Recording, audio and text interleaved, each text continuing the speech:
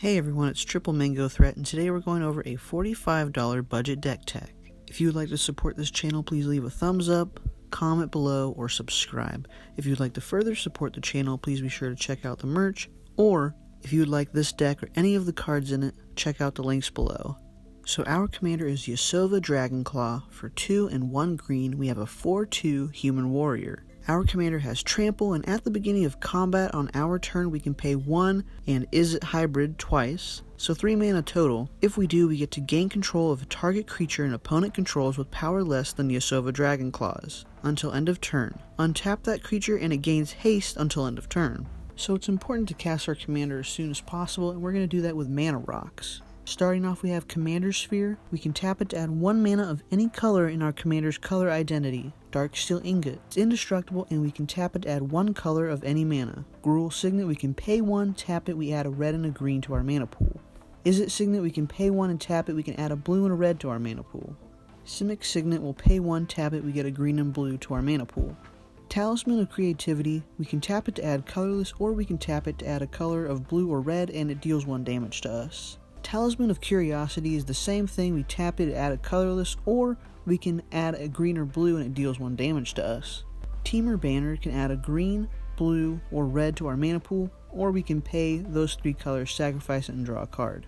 As for the ramp in the deck, let's talk about Harrow. For 2 and a green, as an additional cost to casting it, we're going to have to sacrifice a land. But we get to search our library for 2 basic lands, put them on the battlefield, and shuffle our library. Circuitous Route for 3 and a green is a sorcery where we're going to search our library for 2 basic lands and or gate cards, put them on the battlefield tapped, and then shuffle our library. Cultivate for 2 and a green, we're going to search our library for 2 basic lands, reveal them, put 1 on the battlefield tapped, and put the other in our hand, and then we're going to shuffle. Explosive Vegetation for 3 and a green, we're going to search our library for 2 basic lands, put them on the battlefield tapped, and then shuffle our library. Farseek for 1 and a green, we're going to search our library for a plains, island, swamp, or mountain, put it on the battlefield tapped, then shuffle our library. Grow from the Ashes for 2 and a green, we search our library for a basic land, we put on the battlefield, and then we shuffle. Or if we paid the kicker cost, we're going to get 2 basic lands on the battlefield, and then we shuffle our library. Kodama's Reach is the same exact thing as Cultivate that we talked about before, except it's an arcane spell. But just to remind you, we get 2 basic land cards, we put 1 on the battlefield tapped and 1 into our hand. Rampant Growth for 1 and a green, we're going to search our library for a basic land, put it on the battlefield tapped, then shuffle our library. Primal Growth for 2 and a green, it has a kicker of sacrificing a creature. We're going to search our library for a basic land card and put it on the battlefield. If we sacrifice the creature, in addition, we get 2 basic land cards on the battlefield. I really want to emphasize us using Primal Growth on our opponent's creatures when we gain control of them after combat. As for some of the removal of the deck, we have Acidic Slime for 3 and 2 green. It's a 2/2 ooze with Death Touch. When it enters the battlefield, we can destroy target artifact, enchantment, or land. Reclamation Sage for 2 and a green is a 2/1 elf shaman. When Reclamation Sage enters the battlefield, we can destroy target artifact or enchantment. Broken Bond for 1 and a green, destroy target artifact or enchantment. You may put a land from your hand onto the battlefield. Moving on to the card draw of the deck, let's talk about Growth Spiral. For a green and a blue, we get to draw a card, and we can put a land from our hand onto the battlefield. Harmonize for 2 and a green, we get to draw 3 cards. Treasure Cruise for 7 and a blue, and it has Delve. We can draw 3 cards. Urban Evolution for 3, a green and a blue, we draw 3 cards, and we may play an additional land this turn. We can also draw cards from Temur Banner like I talked about before if we sacrifice it, or if we sacrifice Commander Sphere, we can draw a card. Coiling Oracle for green and a blue. This isn't technically drawing a card, but let me explain. When it enters the battlefield, we're going to reveal the top card of our library. If it's a land card, we're going to put it on the battlefield, otherwise put it into your hand. So you don't get the keyword of draw off of it, but if it's not a land, we're going to put it in our hand anyways. A really cool card is Shaman of the Great Hunt for 3 and a red. His Ferocious costs for 2 green blue, so 4 mana total. Draw a card for each creature you control with power 4 or greater. So now we're going to talk about ways to make our commander's power a little bit better. Black Blade Reforged for 2 colorless as an artifact equipment. We can equip it to a creature, it gets +1/+1 for each land we control. We can equip it for 7 mana, or if we're equipping it to our commander, which is a legendary creature, we only have to pay 3 mana. Demon Male Hauberk for 4 colorless is an artifact equipment where equipped creature gets +4/+2. The equip cost is sacrificing a creature. Loxodon Warhammer, we get to equip it to a creature and it gets +3/+0 and has trample and lifelink. Obsidian Battle Axe, we're going to equip it to a creature, it gets +2/+1 and has haste. Whenever a warrior enters the battlefield, we may attach Obsidian Battle Axe to it. So we're not going to have to pay that 3 mana to equip it.